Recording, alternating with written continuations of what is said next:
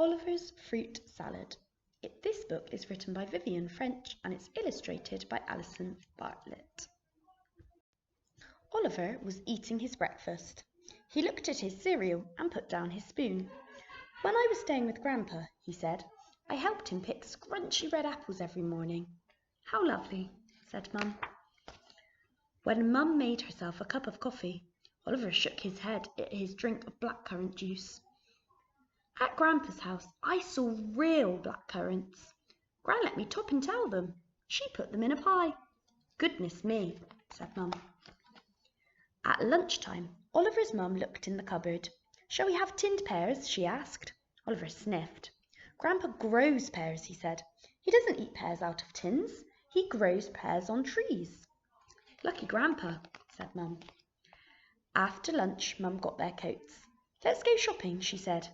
"Grandpa doesn't go shopping," said Oliver. "He grows everything in his garden." "Hurry up," said Mum. "Put your coat on." "All right," sighed Oliver. In the supermarket, Mum went to look at the jams.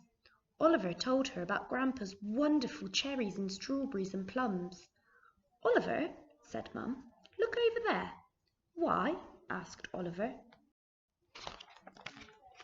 "Look," said Mum. Oliver looked. He saw apples and blackcurrants and pears. He saw cherries and strawberries and plums. Said Oliver. "I still think Grandpa's fruit is better." "What about bananas and grapes?" said Mum. "Grandpa could grow them if he wanted to," Oliver said firmly. Mum pulled up a shopping trolley and filled it with fruit. "I've never seen one of those in Grandpa's garden," Oliver said, pointing at a pineapple. "We'll buy one then," Mum said. And she did. Oliver helped Mum carry all the bags home. They piled up the fruit on the kitchen table.